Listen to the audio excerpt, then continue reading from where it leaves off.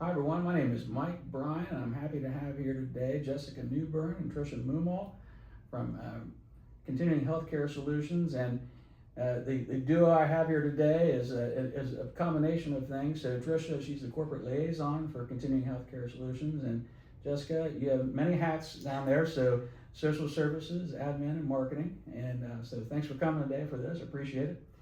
And as we talked about, the purpose of this video is really to help folks get a little better idea of what to expect. As I say all the time, when you're experiencing someone who needs to have some extra care, it's a lot of deer in the headlights. You're not sure what to do next, and so this gives someone a better idea of what to expect if they're in that situation. So first thing first, at Riverside Landing, let's talk about where you guys are located, phone, address, all of that. So we are at 856 South Riverside Drive in McConnellsville.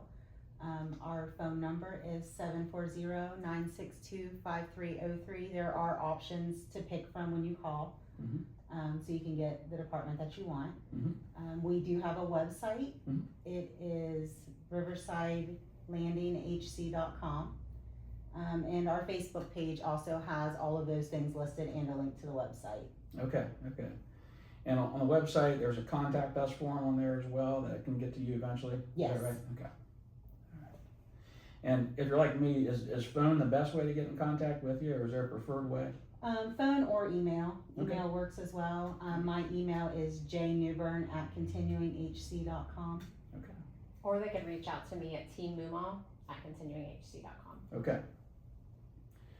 Well, so let's talk about the building. What services do you guys offer? So we offer long-term care, short-term therapy stay. We offer physical therapy, occupational therapy, and we do have speech therapy as well. We offer respite, palliative, hospice options, and short-term VA. Okay. And can you kind of describe the layout of the building? I understand one portion of the building is assisted living waiver, and then another portion is not? Yeah, so they're completely separate, with separate entrances. We have an assisted living that holds 22, and then our skilled side, the nursing home long-term, holds 50. It's got like 3 hallways with a central hub. We have 5 private rooms. Okay. The rest are all semi-private, separated by a curtain. Okay. They all have their own back rooms in the rooms. All right. And we'll talk about the buildings here in a little bit more detail, but let's focus on if someone is going into assisted living waiver, kind of describe what those rooms look like. So our assisted living rooms are kind of like a little mini efficiency apartment.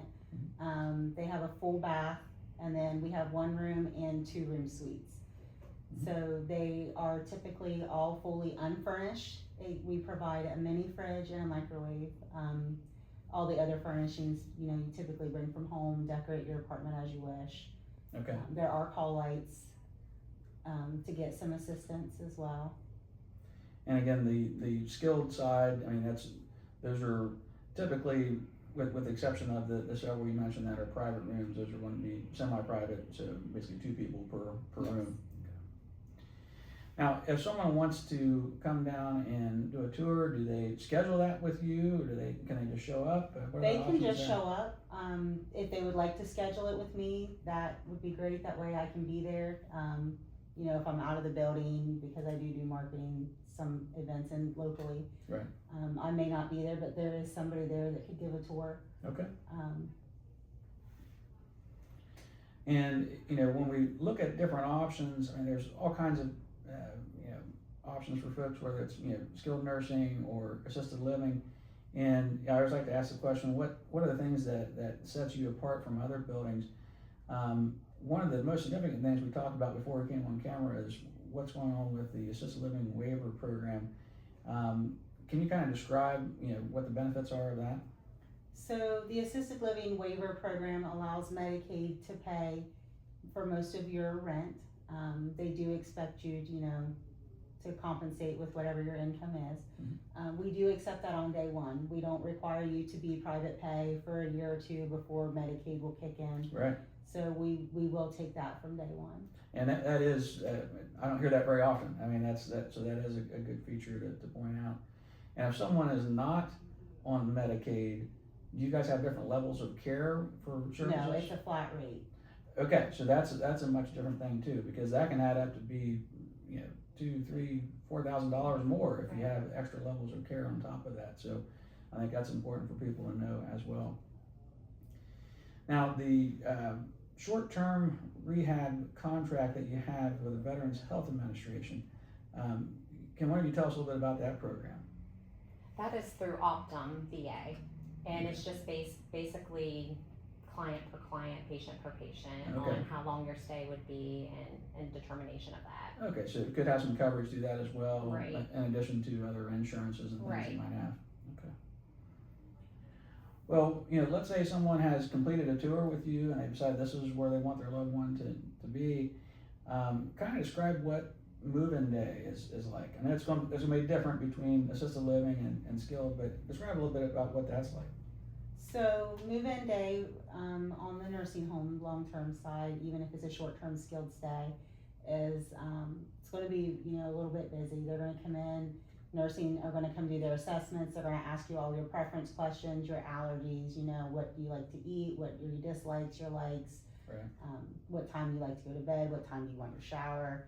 It's going to be very busy. And then come day 2, you get to meet with me. We see how things are going. Are we talking discharge? Are we going long term? We kind of go over all of that. Therapy will come in, do their evaluations, meet with you, determine what your needs are. Right. All of that on day 1 and day 2. So there's a lot going on that Very first much. first couple of days. And then if someone is in assisted living, what's that look like? So assisted living is, day 1, you're moving all of your furniture in, you're getting your apartment set up, you're unboxing. Still kind of the same thing. The nurse is going to come in, she's going to do her assessments, ask you your preference questions. Both of them are going to go over medications. Physician, assisted living, you can keep your physician in the community. So we're going to ask you who you currently use. Do you want to continue? Those kinds of things. Again, day 2, you're going to get to sit with me. We'll go over, things, answer questions, Sure. once they've settled in for a little bit. Okay, that makes sense.